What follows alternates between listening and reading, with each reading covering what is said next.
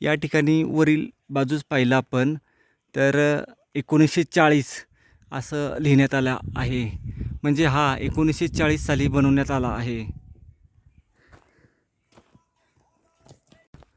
तो टॉवर आहे व टॉवरच्या उजव्या बाजूनी थोडं पुढं आल्यानंतर आपणाला केदारलिंग महादेवाचे मंदिर आहे. त्या ठिकाणी आपण आता जात आहे. श्री क्षेत्र दंडोबा देवस्थान मधील केदारलिंग महादेव मंदिर पाहू आपण.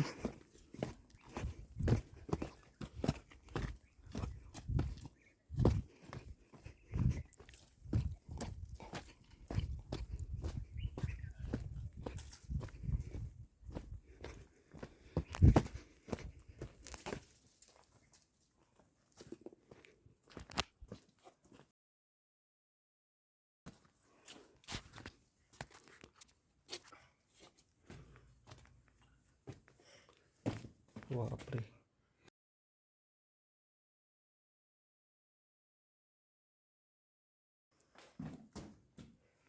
याची गुहा पाहायला भेटत आहे.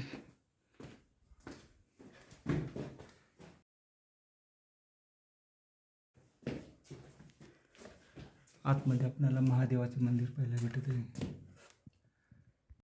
केदारलिंग लेणीचा आपण आतील भाग पाहत आहे. सुंदर आणि सुरेख असणारा हा भाग आपण आता पाहत आहोत. अशा ठिकाणी हे लेणं आहे सुंदर.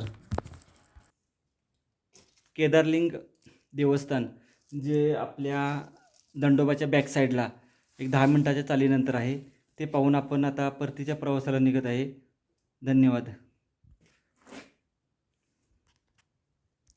केदारलिंग लेणी आपण आता पाहिली आहेत. ही अशी केदारलिंग लेणी दंडोबा व दंडोबा लेणी याही वेगळ्या आहेत.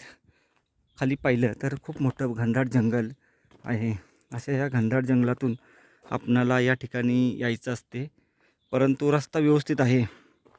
पूर्ण डांबर रोड आहे अगदी शेवटपर्यंत. त्यामुळे आपणाला जास्त काही प्रॉब्लेम येत नाही. व दंडोबा लेणी आणि केदारलिंग लेणी पाहून आपण आता परतीच्या प्रवासाला जात आहे.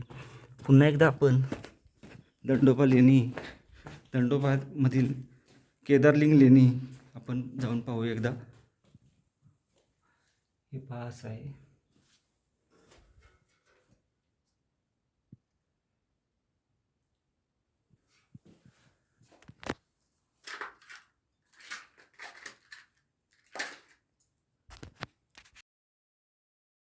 केदारलिंग लेणी ही आपण आता व्यवस्थित पाहिली आहेत. हे पहा व केदारलिंग लेणी पाहून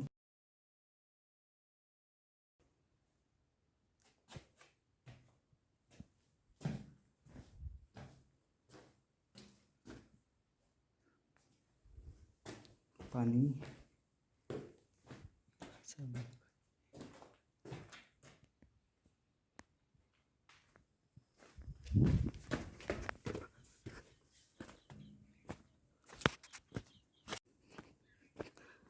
केदारलिंग लेणी पाहिली व आपला आता या दंडोबा देवस्थानमधील लेणी समूहाची सफर झाली आहे.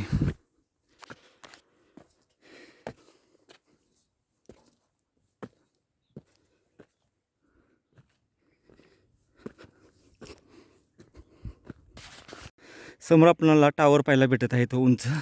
त्या टावरपासून उजव्या हाताला आल्यानंतर लेणीला जाण्यासाठी मार्ग आहे. हे पाहू शकतोय. असा भगवा लागला आहे. त्या भगव्यापासून खाली उतरून जायचं आहे. 1 मिनिटात आपण लेणीपाशी जाऊ. लेणीपर्यंत येण्यासाठी व्यवस्थित असा मार्ग बनवण्यात येत आहे.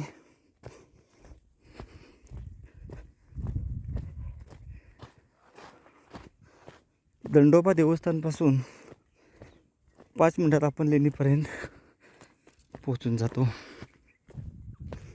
कवठे महांकाळ तालुक्यामधील अजून एक लेणं आपण करत आहे. हा भाग जो आहे हा मिरज तालुक्याचा भाग आहे व माझ्या पाठीमागचा भाग जो आहे तो कवठे महांकाळ तालुक्याचा भाग आहे. हे असं आहे. पक्ष्यांची माहिती वगैरे देण्यात आली आहे. हा टॉवर आहे. या टॉवरपासून आपणाला असं जायचं आहे. 2च मिनटात लेणीपर्यंत पोहोचून जातो.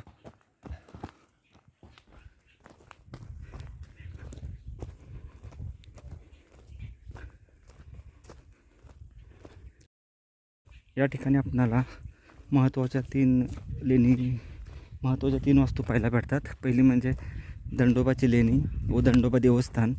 तसेच पठारावर आल्यानंतर या ठिकाणी हा जो आहे हा एक असा टॉवर पाहायला भेटतो व त्याच्यानंतर केदारलिंगच्या लेणी. अशा 3 वास्तू पाहायला भेटतात. 3 वास्तू पाहून आपण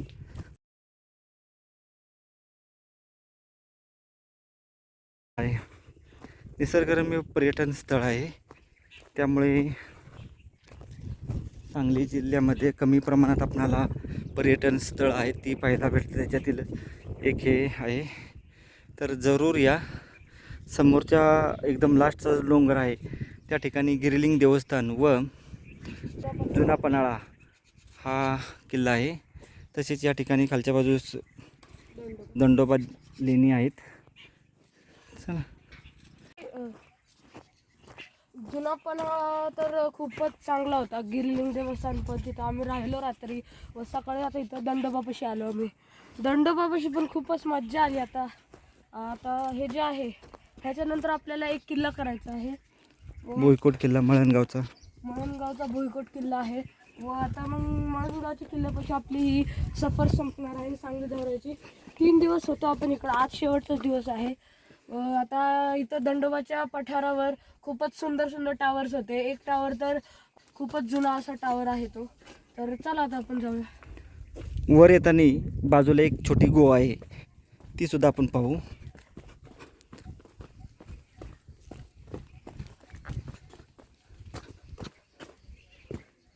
अशी टॉवर व केदारलिंग लेणीकडे जाताना आपणाला ही छोटीशी अशी गुहा लेणी पाहायला भेटत आहे. बिळ खोदणारा बेडूक आहे हा. म्हणजे दगडात बिळ खोदतो. लेणी व देवस्थान पाहून आपण आता परतीच्या प्रवासाला निघालो आहे. पूर्ण व्यवस्थित पाहिलं केदारलिंग, दंडोबा देवस्थान व दंडोबा लेणी. केदारलिंग लेणी या कवठे महाकाळ व मिरज या तालुक्याच्या सीमेवर आहे. सांगली जिल्ह्यामध्ये असणाऱ्या या खूपच सुंदर आणि अपरिचित लेणी आहेत. याला येण्यासाठी आपणाला तासगाव कवठे महाकाळ रोड आहे. त्याच्या पुढे आल्यानंतर बोरगाव गाव आहे व बोरगावच्या थोडं पुढे आल्यानंतर आपणाला खरसिंगे या गावातून या केदारलिंग लेणीपर्यंत जाण्यासाठी मार्ग आहे व घाट रस्ता आहे. पूर्ण सुंदर आणि व्यवस्थित निसर्गाच्या सान्निध्यात असणारा हा घाट परिसर आहे. वर आल्यानंतर आपणाला दंडोबा देवस्थान, दंडोबाच्या लेणी व पठारावर आपणाला एक टॉवर पाहायला भेटतो व टॉवरपासून उजव्या हाताला एक 5 मिनटं चालत गेल्यानंतर आपणाला या लेणीपर्यंत जाण्याचा मार्ग आहे. खूपच सुंदर व निसर्गाच्या सान्निध्यात ह्या लेणी आहेत. त्यामुळे प्रत्येकाने जरूर या लेणी एकदा तरी येऊन कराव्यात हीच एक विनंती. धन्यवाद. जय हिंद, जय महाराष्ट्र. व आपले इतर या भागातील जे गिरिलिंग आहे, तिघई लेणी, दंडोबा लेणी किंवा गौसिद्ध लेणी व उंद्रोबा लेणी याचेही व्हिडिओ तुम्ही पाहताल हीच एक अपेक्षा. जुना पन्हाळा आहे, जतचा भुईकोट किल्ला, मळणगावचा भुईकोट किल्ला, तसेच डफलपूरचा भुईकोट किल्ला, उमराणीचा भुईकोट किल्ला, आनंदपूरचा भुईकोट किल्ला अशा आपण खूप मोठी सफर या भागात 2 ते 3 दिवसात सहज करू शकतो.